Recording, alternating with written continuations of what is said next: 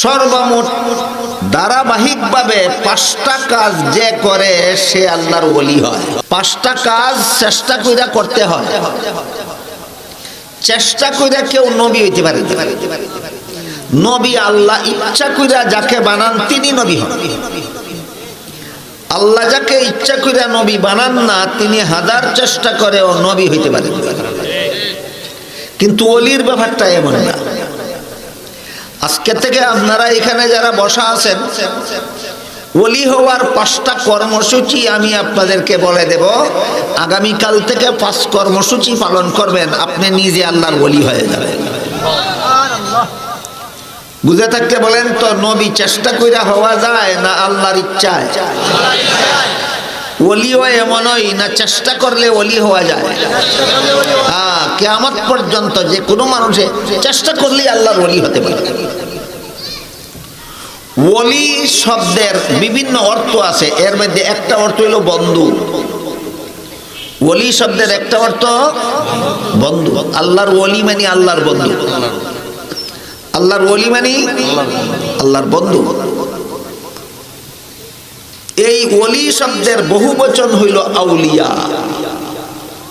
আল্লাহর একজন বন্ধুকে আল্লাহর একজন ওলি বলে, আল্লাহর অনেক বন্ধুকে আউলিয়া আল্লাহ বলে, আল্লাহর বন্ধুগণ।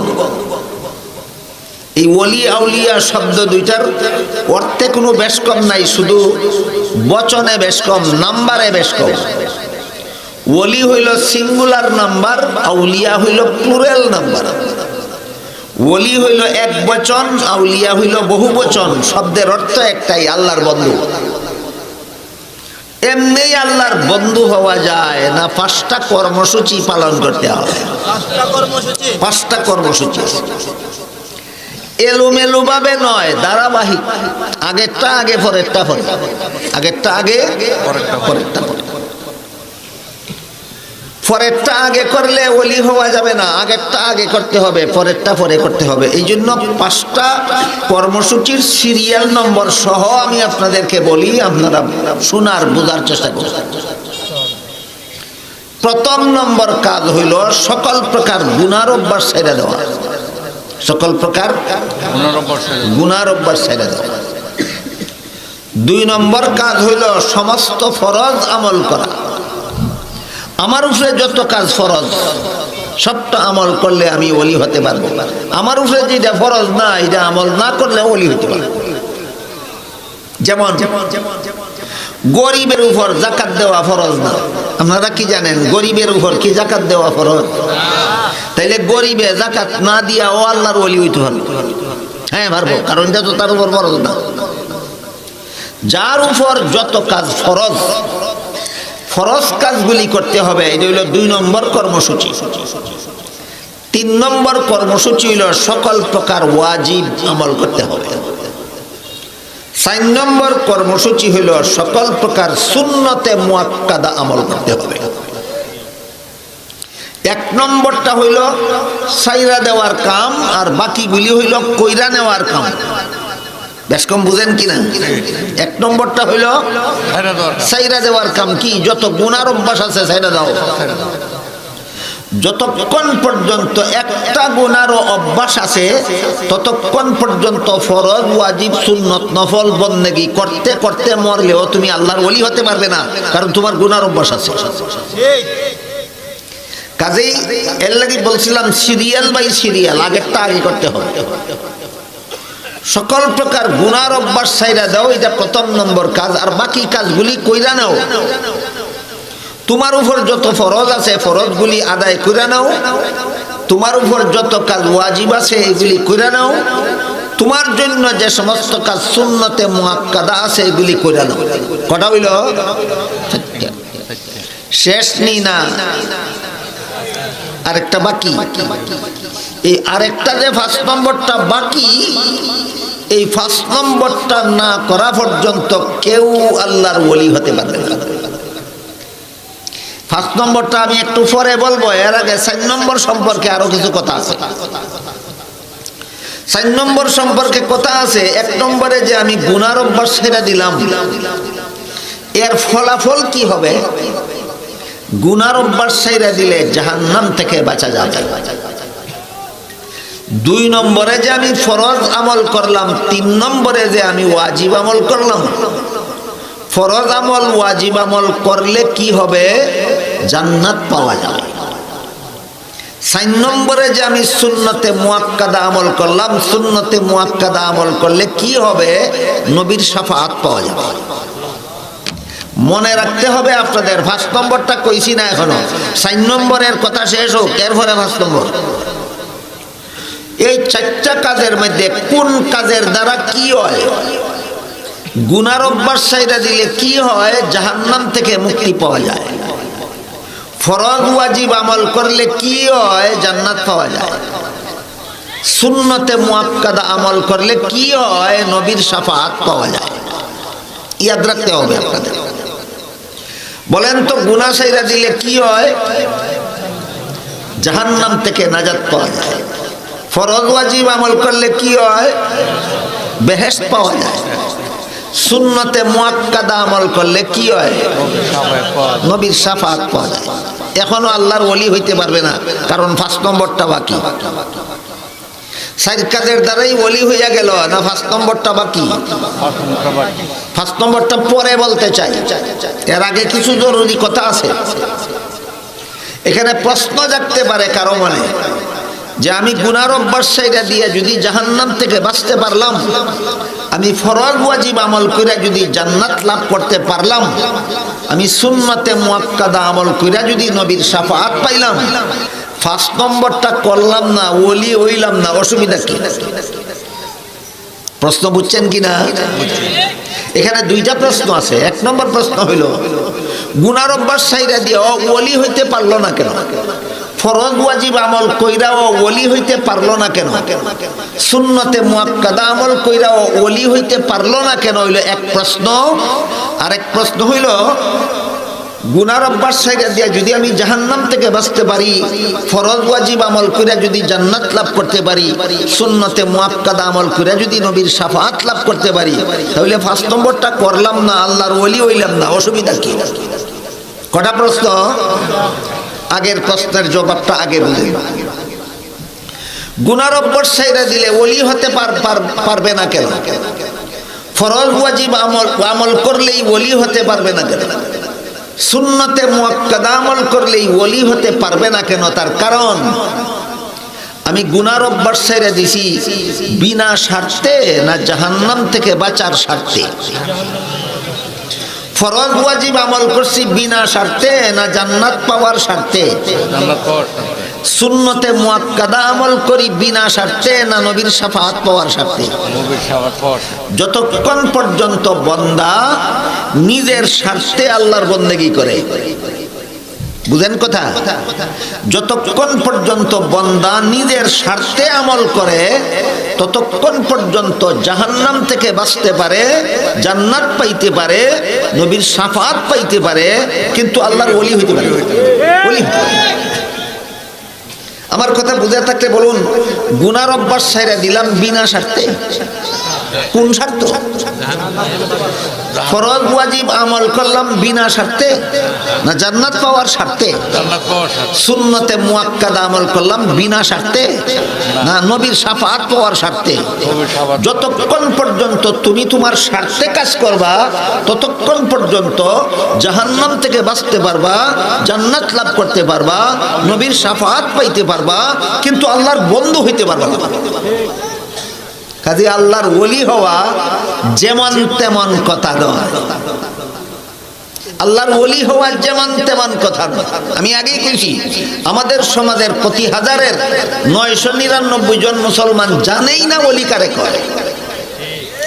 না জানার কারণে যারা বন্ডামি সন্ডামি করে, ফাগলামি সাগলামি করে, এইটানেরে আল্লাহর ওলি মনে করে। বন্ড আল্লাহর ওলি নয়, 5 কাজের দ্বারা আল্লাহর ওলি হয়। পাগল ছাগল ওলি নয়, 5 কাজের দ্বারা আল্লাহর ওলি হয়। এর প্রথম 4 কাজের দ্বারা জাহান্নাম থেকে নাজাত পাওয়া যায়, জান্নাত লাভ করা যায়, নবীর শাফাআত পাওয়া যায়, কিন্তু আল্লাহর ওলি হওয়া যায়। গেল এক প্রশ্নের জবাব। গুনাহ ছাইরা দিলে আল্লাহর ওলি হওয়া যায় না কেন? এটা আমার স্বার্থে ছাড়ছি। ফরজ ওয়াজিব আমল করলেও আল্লাহর ওলি হওয়া যায় না, আল্লাহর বন্ধু হওয়া যায় না কেন? এটা আমার স্বার্থে করছি। সুন্নতে মুআক্কাদা আমল করলেও আল্লাহর ওলি হওয়া যায় না কেন? এটাও আমার স্বার্থে করছি, বিনা স্বার্থে না।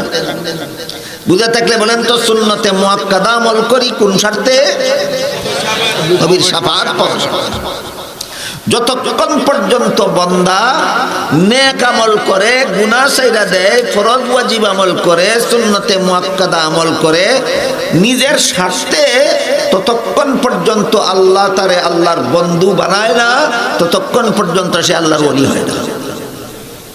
2 নম্বর প্রশ্ন হইল, ঠিক আছে গুনার অভ্যাস ছেড়ে দিয়া জাহান্নাম থেকে বাঁচলাম, ফরজ ওয়াজিব আমল কইরা জান্নাত পাইলাম, সুন্নতে মুআক্কাদা আমল কইরা নবীর শাফাআত পাইলাম, 5 নম্বরটা করলাম না, আল্লাহর ওলিও হইলাম না, অসুবিধা কি?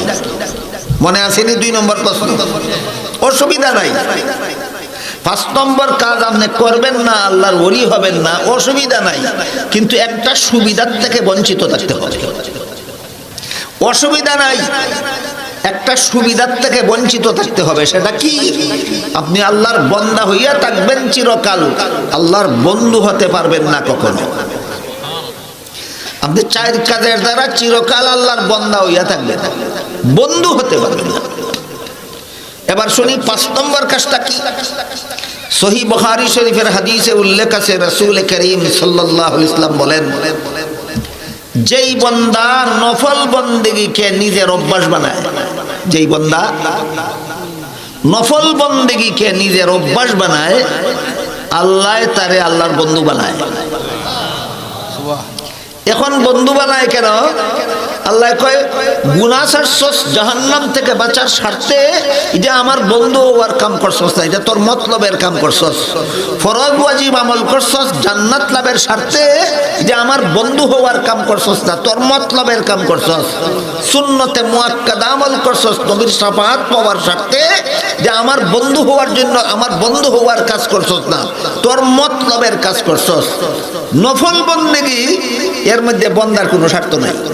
নফল বন্দেগী না করলেও জাহান্নাম থেকে বাঁচা যায়, নফল বন্দেগী না করলেও জান্নাত পাওয়া যায়, নফল বন্দেগী না করলেও নবীর শাফাআত পাওয়া যায়। তাহলে নফলটা করছস কেন? এর মধ্যে তোর কোনো স্বার্থ নাই, শুধু আমি মালিকরে খুশি করার লাগি করছস। এই জন্য স্বার্থহীন বন্দেগীর দ্বারা আমি তোরে আমার বন্ধু বানাইছি। বন্দা যত কাজ নিজের মতলবে করে, তত কাজের দ্বারা আল্লাহর গোলাম হয়, আল্লাহর বন্দা হয়, বন্ধু হতে পারে না। যখন বন্দা স্বার্থহীন ভাবে কোনো বন্দেগী আল্লাহর করে, এমন বন্দেগী করে যে বন্দেগীর মধ্যে তার কোনো মতলব নাই। বলতে পারেন এই বন্দেগীটা কোনটা? নফল। বন্দা যখন আল্লাহর এমন বন্দেগী করে যেই বন্দেগীর মধ্যে তার কোনো মতলব নাই, তখন আল্লাহ কয়, এই কাজটা তোর মতলবে করছস, তাই না, আমি আল্লাহরে খুশি করার লাগি করছস, আমি আল্লাহ খুশি হইয়া তোরে আমার বন্ধু বানাইলাম। আল্লাহর রাসূল বলেন, তখন সেই বন্দার মুখ আল্লাহর মুখ হইয়া যায়, সেই বন্দার হাত আল্লাহর হাত হইয়া যায়, সেই বন্দার পা আল্লাহর পা হইয়া যায়। আল্লাহর বন্ধু যেই বন্দা, এই বন্দার মুখ দিয়া আল্লাহর মর্জির খেলাফ কোনো পানাহার হয় না, আল্লাহর মর্জির খেলাফ কোনো কথা বের হয় না। যেই বন্দা আল্লাহর বন্ধু হয়, সেই বন্দা তার হাতের দ্বারা আল্লাহর মর্জির খেলাফ কোনো কাজ করে না। যেই বন্দা আল্লাহর বন্ধু হয়, সেই বন্দার পায়ের দ্বারা আল্লাহর অসন্তুষ্টির পথে চলে না। এই মর্মে আল্লাহর রাসূল বলেন, এই বান্দার মুখ তখন আল্লাহর মুখ হইয়া যায়, এই বান্দার হাত তখন আল্লাহর হাত হইয়া যায়, এই বান্দার পা তখন আল্লাহর পা হইয়া যায়। তাহলে আল্লাহ নফল বন্দেগী সাইল কাজ করার পরে যারা নফল বন্দেগীরে নিজের অভ্যাস বানায়, তারারে আল্লাহর বন্ধু বানায়। বানাইলো বন্ধু, কিন্তু পুরস্কার কি? যেই বন্ধু যার সাথে বন্ধুত্ব করলে কোনো পুরস্কার পাওয়া যায় না, তার সাথে বন্ধুত্ব করার সার্থকতা কি? হাদিস শরীফে রাসূল করিম সাল্লাল্লাহু আলাইহি ওয়াসাল্লাম বলেন, যারা আল্লাহর ওলি হবে, যারা আল্লাহর বন্ধু হবে, তাদেরকে আল্লাহ এমন একটা পুরস্কার দিবেন, যেই পুরস্কার জান্নাতীরা জান্নাতে পাবে না, এই পুরস্কার জান্নাতীরা জান্নাতে পাবে না। কাজী আল্লাহর বন্ধু হইলে কোনো, আল্লাহর বন্দী না হইলে কোনো ক্ষতি নাই, কিন্তু আল্লাহর বন্দী না হইলে এই পুরস্কারটা পাওয়া যাবে না, একটা উপকার থেকে বঞ্চিত থাকতে হবে। এখন আমরা শুনি, চেষ্টা করি আল্লাহর বন্ধু হইলে, আল্লাহর ওলি হইলে স্পেশাল একটা পুরস্কার পাওয়া যাবে জান্নাতে যাওয়ার পরে, যেটা যারা আল্লাহর ওলি না এরা জান্নাতে গিয়াও পাইতো না। আপনি যদি আল্লাহর ওলি হন তাহলে জান্নাতে গিয়া এমন একটা পুরস্কার পাইবেন যেটা আল্লাহর ওলি না যারা সাইড কাজ করে যারা জান্নাতে গেছে তারা সেই পুরস্কারটা পাবে না। এই পুরস্কারটা কি? হাদিস শরীফে রাসূল করিম সাল্লাল্লাহু আলাইহি ওয়াসাল্লাম বলেন, জান্নাতীরা জান্নাতের নিয়ামত ভোগ কইরা যত আনন্দ পাইব তার চেয়ে বেশি আনন্দ হবে আল্লাহর সাক্ষাতে। আল্লাহরে দেখতে পারার আনন্দ জান্নাতের সকল নিয়ামতের উপভোগের চেয়ে বেশি। আর যে আল্লাহর যত বড় ওলি হবে সে জান্নাতে গিয়া আল্লাহর সাক্ষাৎ তত বেশি পাবে।